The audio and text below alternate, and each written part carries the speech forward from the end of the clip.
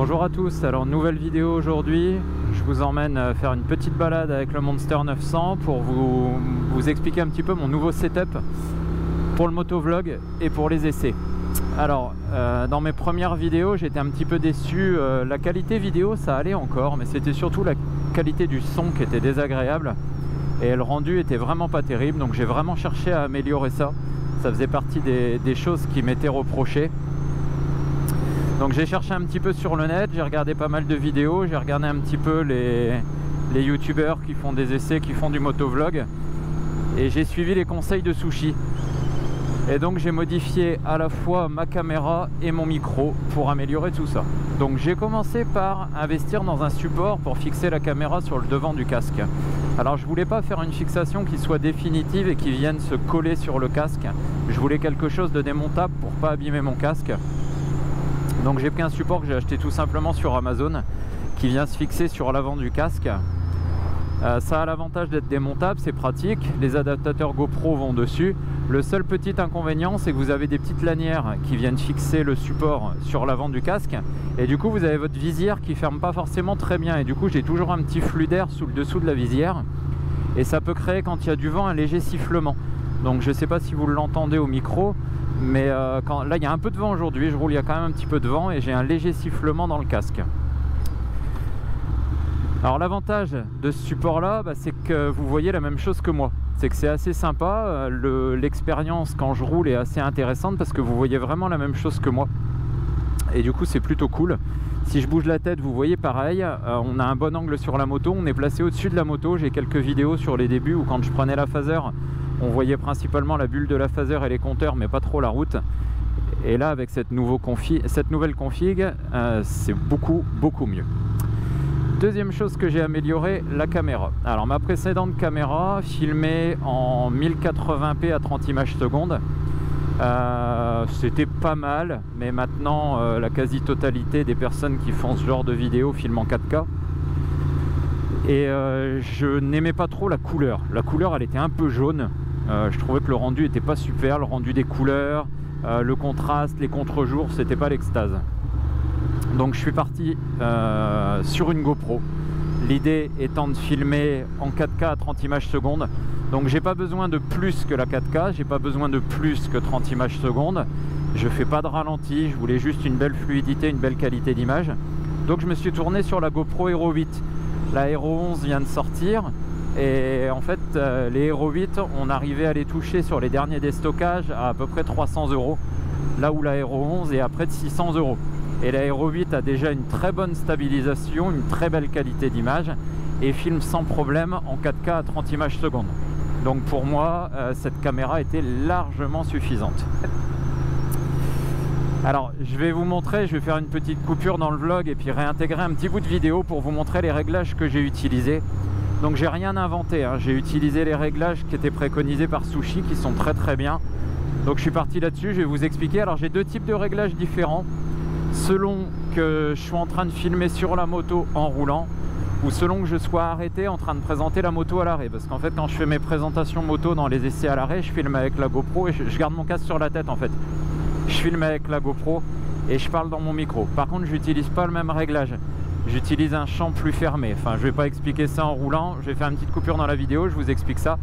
Et on se retrouve juste après pour expliquer le son.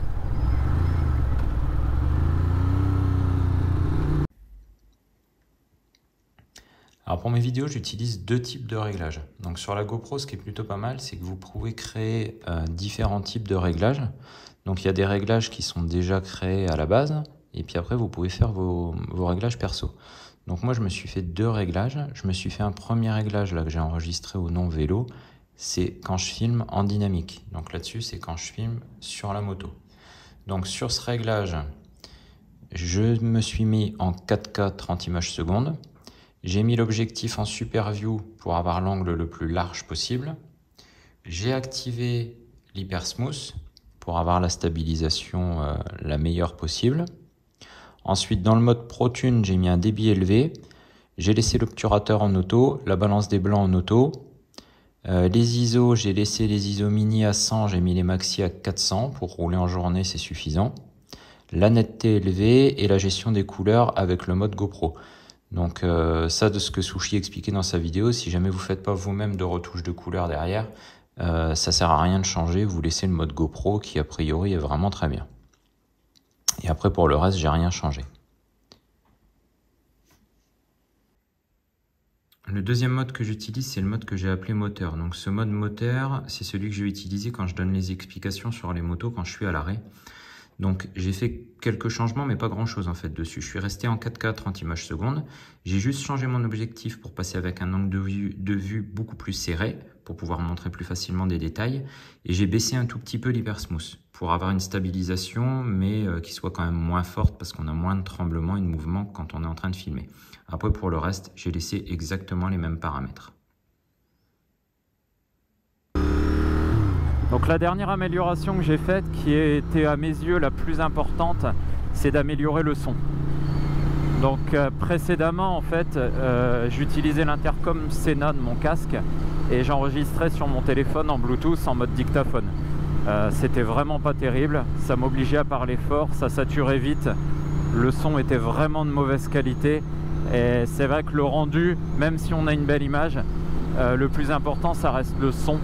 Et là la voix était pas top, on n'entendait pas la moto, donc on entendait très mal le bruit du moteur et c'est dommage, le rendu était vraiment pas suffisamment bon à mes yeux. Donc je me suis tourné sur un micro qui est au dire de toutes les personnes expérimentées dans ce milieu là, qui est le top du top. C'est le Sport Mic de chez MyMic, donc c'est une marque australienne. Donc les Australiens sont assez forts en micro, hein. La marque Rode, qui est excellente aussi, est une marque australienne. Et donc ce micro est un micro vraiment spécifique pour les enregistrements sportifs, donc moto, VTT, ski, équitation. Il vient se placer dans le casque, il est tout fin, il est tout petit, je suis venu le fixer sans problème en le scotchant à l'intérieur de mon casque. Et ensuite, l'inconvénient de la GoPro, c'est qu'on n'a pas de prise jack sur la GoPro. Donc il faut passer par l'adaptateur GoPro, donc qui se coûte 60 €, rien que ça. Donc j'ai acheté l'adaptateur GoPro qui vient se brancher sur l'USB type C de la GoPro, qui débouche sur un jack. Vous pouvez brancher directement votre micro dessus. Alors autre inconvénient, autre chose qui est mal foutu sur la GoPro, c'est qu'en fait avec la trappe de batterie d'origine, elle vous bouche l'accès à l'USB type C. L'USB type C est derrière cette trappe de batterie. Donc comme il n'est pas possible de rouler sans cette trappe de batterie ou de la laisser ouverte pour pouvoir brancher le micro, aucune autre solution que de changer la petite porte. Donc soit vous achetez le module média de chez GoPro, mais le problème du module média, c'est que la sortie jack est sur l'arrière de la caméra et 9 fois sur 10 le câble vient taper sur votre casque et puis du coup ça passe pas en fait, vous êtes coincé entre la GoPro et le casque pour venir brancher. Ou alors vous changez la porte, la petite porte de la GoPro pour mettre une petite porte avec une petite ouverture dans laquelle on peut venir brancher l'adaptateur micro. Donc moi c'est l'option que j'ai choisie.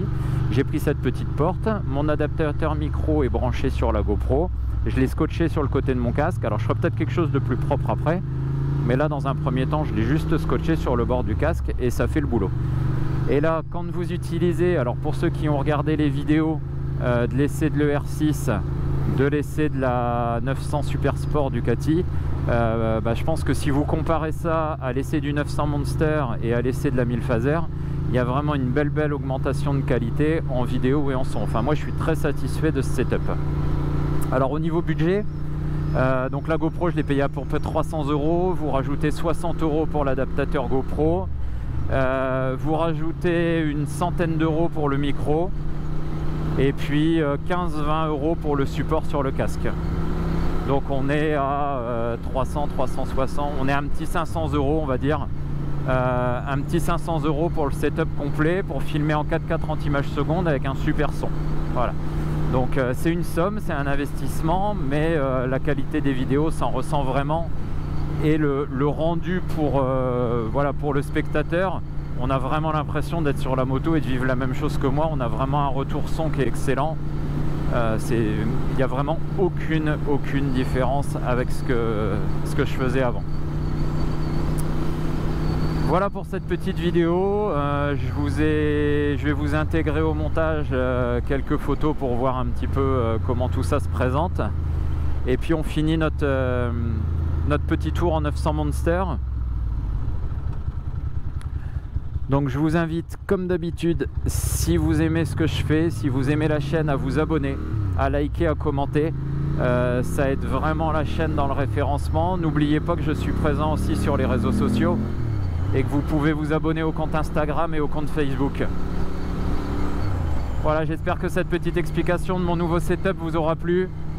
Je vous laisse sur quelques dernières petites images du 900 Monster. Allez, on va ralentir un petit peu, juste pour vous faire écouter un petit peu le son, parce qu'on l'entendait moins bien sur l'autre, il n'y a personne derrière. Juste une toute petite accélération pour le plaisir des oreilles. Et je vous dis à très bientôt.